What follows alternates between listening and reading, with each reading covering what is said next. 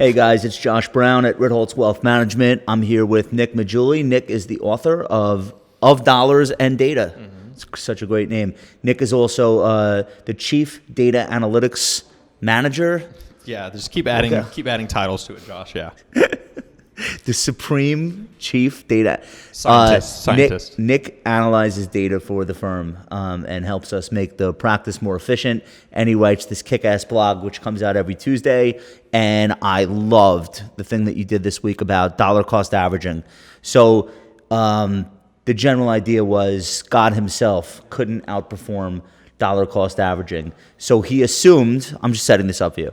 So Nick assumed somebody perfectly knew in advance when the lowest point would be in the stock market in between two all-time highs, and had you only buy at that point, and then compared your results with somebody that just month after month continually puts the same amount of money into the stock market. And the long-run results were surprised. Were you surprised? I was surprised because initially I actually thought buy the dip was going to outperform. How could it not? You're buying the lowest point each year. Exactly, that's what I thought. And I said you're saving up cash. So basically, the person who's doing the buy the dip strategy, they're saving up cash as they go along, and they're only buying at the bottoms. And I said this thing has to outperform. Right. And it does when there is a big dip, but the problem is most of market history there's not that many big dips. So while you can imagine a market that just keeps going up forever, and if there's no dips you would never buy, right? So that's the problem with this strategy. Or if you do buy and it dips much higher, you're paying a much higher average price than someone who's buying consistently over time. So I think this is the number. You might have gotten a different number or used a different index, but I think the S&P 500 has 11 bear markets of 35% or more, like the mega dips, back to the 1920s. So you really didn't have that many instances of huge dips, but 10% corrections pretty much every year on average. Yeah. 20% every 3 years. So you do have those opportunities, but then there's so much time where you're trending. Yep. And then you're sitting there in cash. Yep, you're just saving. You're just saving cash. So if you had 12 months in a row of just new all-time highs, you're just sitting in cash the whole time and not buying. All right. So here's the good news. Most people in the country, if they're investing at all, the way they're doing it is dollar cost averaging for two reasons. The first is corporate retirement plans. It's just the nature of how money is coming out of your paycheck going into the market. So you're already investing in the best possible method. Exactly. And then the other thing is most people who are investing don't have their full nest egg. They're earning money as they go. So even if it's an IRA, they add when they can add, and they try to do it somewhat regularly. Yeah, most of us aren't going to have like $1 million to start investing with. Most of us start with basically near zero and then start building our nest egg that way. Right. So much financial commentary about the market day to day is geared toward people who are 65, 70, and already have all of the money they're ever going to have invested. And that leaves out the majority of investors who are going to be accumulating every month. And it's actually way better off for them that they haven't gotten to that point with everything they're going to have, because they can keep plugging away. What was the most surprising thing that you found, other than the fact that dollar cost averaging is superior to buying the dip? The most surprising thing was how sensitive it is to when you buy the dip. So if you bought right at the exact bottom, you still 30% of the time, from like 1920 to 2018 over the rolling 40-year periods up to that point. 30% of the time, buy the dip still wins. And when it does even underperform, it doesn't underperform by much. Okay, so that's not the big issue. So one out of three times you're a winner with buy the dip. Yeah, you would. On the year. Yeah, over 40 years. Over the 40 years, you'd have more money at the end if you use the buy the dip strategy versus the other strategies. But still, I mean, 7 times out of 10, you're not. But that's not the point. The point is that's with perfect timing. Like, think about like how hard that have to be. So the most recent dip we had, the biggest dip we had recently, was March 09, the very bottom. You would have to have been holding cash since August 2000, waiting in cash for 9 years, 106 months, ridiculous. And then you would have bought. Right. And of course, that would have been an amazing purchase, but that's the level of foresight you need to have to do this. And the most surprising thing I learned was, even if you just move that off by 2 months, the chance of you outperforming drops from 30% to 3%. You basically lose all your advantage. You can't be roughly right on buying the dip. Yes. You have to be omniscient. You have to be a god. Yes. And know exactly when the bottom's going to be in advance and buy at that moment. Exactly. And without that, it just doesn't work. I mean, so like you have a lot of friends that are in the accumulation phase of life.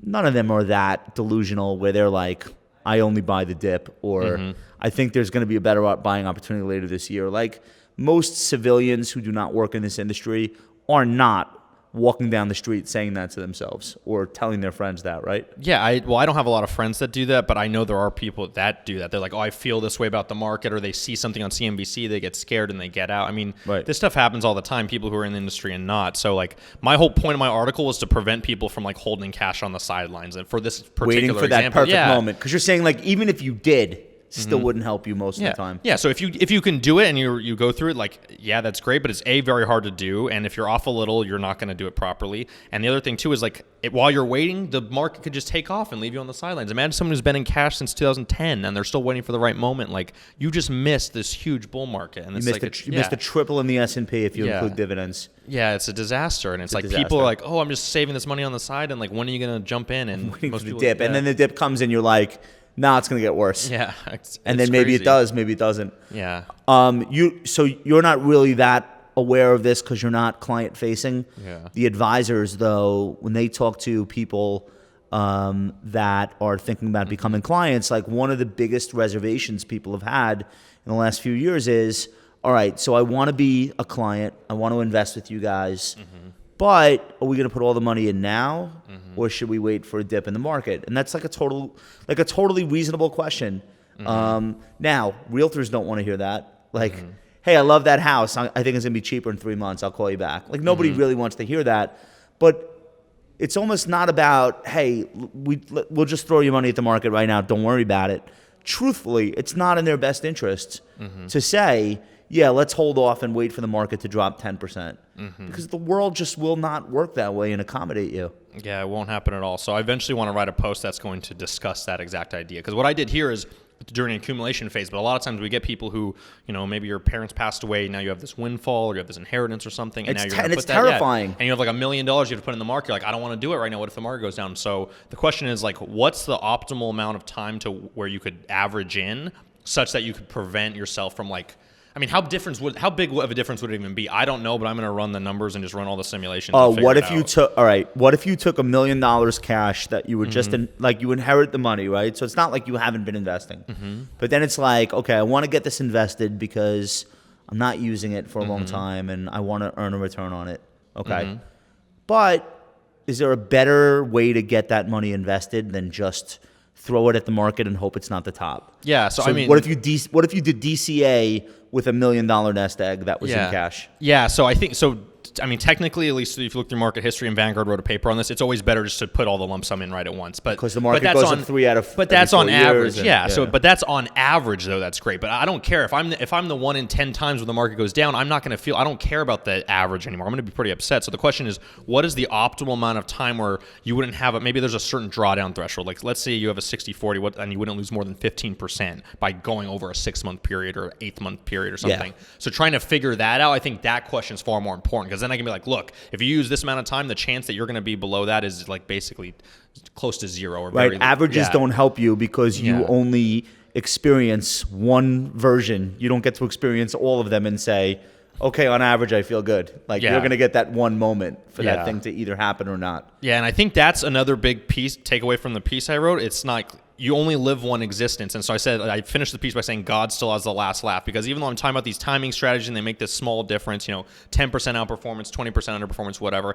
that's nothing compared to just the sequence of returns you're going to get in your life. If you just happen to get really good, like if you went through the 80s and 90s and you had that bull market during your prime investing years, that's pretty amazing, And so just having that is probably more important than what your particular strategy is. I think that was actually, so you end the piece with this point, which is that just hope that you're lucky on your lifespan and during what decades it takes place and what the inflation regime is like, what the stock market returns are, what the bond market gives you. You have no control over it, of course. Yeah. You don't get to pick when you're going to live. But I think that's a really good point, and you actually showed that, okay, there's the dollar cost averaging versus dip buying, and here's the differential between the two. Now here's the differential between living at the wrong time. Yeah, and it's massive. That's that. So that discussion is kind of like it is what it is. But obviously, the longer you're investing for, the more you can negate any particularly bad 10-year period. Yeah. So, yep, of course. which is a whole other topic we're not going to go into. Yeah. Anyway,